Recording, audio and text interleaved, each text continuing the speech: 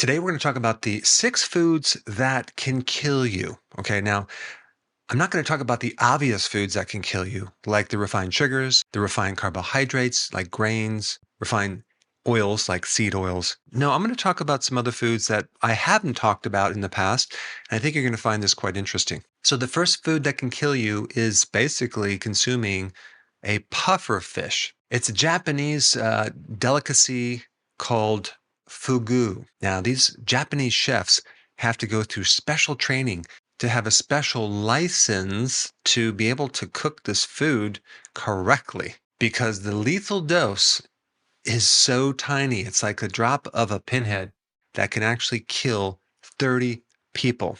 And if you don't prepare this correctly, this toxic chemical called tetrodotoxin, which is a neurotoxin that will paralyze your lungs, accumulates in the ovaries, the intestines, and the liver of a pufferfish. And it's 1,200 times more lethal than cyanide. So be careful the next time you consume pufferfish. All right, number 2, the death cap mushroom. Now, there are a number of deadly mushrooms out there, but death cap is number 1. In fact, 90% of all deaths from mushrooms come from this death cap. And this can happen either consuming it raw or cooked. And the most deadly toxin of several of the toxins in this mushroom is called alpha amanitin. And what it does is it starts creating necrosis of the liver and eventually the kidneys. You start off with jaundice and then seizures, and then you go into a coma, and then you die. And if somehow you live, they can do a liver transplant, but it pretty much destroys your liver. Check this out. This is what happens. The first stage does not begin until 6 to 12 hours after ingestion. Often the foragers comment how good the food tastes, and there's no signs of any problems for at least 6 hours. After the silent phase, it is followed by an onset of nausea, abdominal cramping, and profuse watery diarrhea.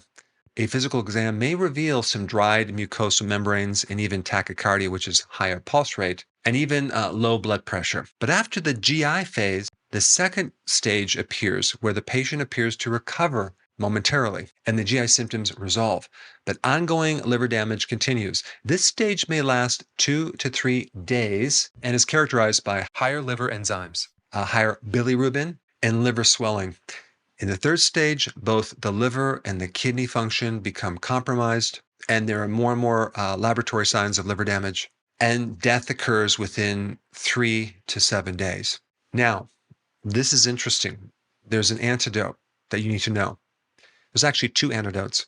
One is called NAC, which you may be able to get over the counter as a supplement. I think you can, at least in the US, because NAC eventually turns into glutathione, but honestly, that's not the best antidote. The best antidote is milk thistle. Now, if you look around my farm right now, milk thistle is all over the place. It has these purple flowers, pricker bushes, and this little white look like parachute type things at the top with these little seeds. There's something in the seeds that are the antidote. And there's a certain doctor, which I'm going to put the link down below, who developed what's called the Santa Cruz protocol, in which he injects people with the extract from milk thistle to help protect the liver. And so if you're out and about somewhere and you just have this urge to consume a mushroom and you find out it's the wrong one, you better find some milk thistle really quick and start chewing on the seeds immediately. Okay, number 3, the Korean baby octopus. Now, the Korean baby octopus has these tentacles, and certain people that eat these sometimes get them prepared. They're still writhing around like they're still alive. Well, the suction pads can still work, maintaining suction. Even if you start chewing them, they can actually get stuck to the roof of your mouth and even in your throat. So basically you choke and you die because you can't breathe anymore. So again, if you have the temptation to consume Korean baby octopus, take this into consideration. The next food I'm going to talk about is the green potatoes. If you happen to see a potato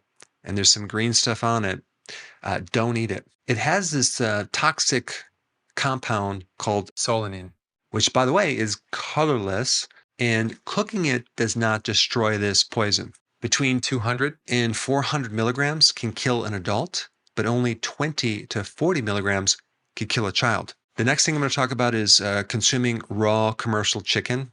Like, let's say you buy some chicken breast, bring them home. you have to be careful because there's a higher level of this Campylobacter bacteria as well as salmonella many times in this chicken. And so if you're picking up the chicken and even washing it, some of the residue, some of the bacteria can get on your hands or the cutting board, and you can get very sick, and you could even die from the salmonella poisoning. In fact, there's over 450 deaths per year of salmonella poisoning. Initially, you might get abdominal cramping, diarrhea, nausea, but some people don't survive. It depends on their immune system. Now, I do want to make note of these two microbes that could be in our body, okay, at any one time.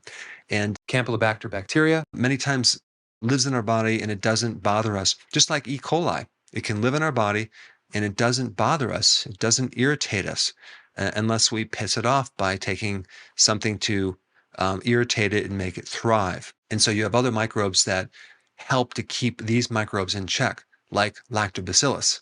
This is why there's so many side effects from having antibiotics and also consuming animals that have been fed antibiotics. In fact, 80% of all antibiotics are fed to animals, unfortunately. So you always want to make sure you buy your food or your meats without antibiotics. And the reason for that is that if you go to the farmer's market and you're buying a chicken from them that's from a really great environment, chances are you're not going to have the severity of these pathogens compared to the commercial type of chicken farming that they do in these large barns. The point is that if you buy very inexpensive commercial chicken, you get what you pay for, it's not quality, and you can be at risk of getting some of these microbes in your body, and it can be potentially deadly. So if you happen to consume that, you better make sure that you thoroughly wash your hands and keep things very, very sterilized, and also keep things very, very cooked. Don't eat raw chicken. And the last thing I want to talk about is things with cyanide in them. You have the pits or the seeds of apples, of peaches, of pears, apricot pits, bitter almonds, and even cassava has cyanide. And so chances are you're probably not going to die if you consume some of these things, but if you're chronically consuming them, it can build up and it could create a problem. Even smokers, like tobacco naturally has cyanide. So if you're a chronic smoker, right, you're constantly getting this cyanide and it starts to shut down the mitochondria, the energy factory of the body. And a couple little symptoms that could occur when you're consuming a bit of or being exposed to cyanide on a chronic basis or the smoking is visual problems, hearing loss, poor muscle contraction. But there is an antidote. Methylene blue is something they use in emergency rooms to counter both cyanide poisoning as well as carbon monoxide poisoning, because methylene blue cleans up some of these electrons that are escaping from the mitochondria. And so it's like a sponge and allows the oxygen to work better in the mitochondria. Now, because of the censoring and the suppressing of the algorithms on YouTube, it's becoming more difficult to find my content. And there's a lot of content that I cannot put on YouTube, unfortunately. So to make sure you have full access of all my information, go to drberg.com and subscribe to my newsletter by clicking the link down below in the description. I will see you on the other side.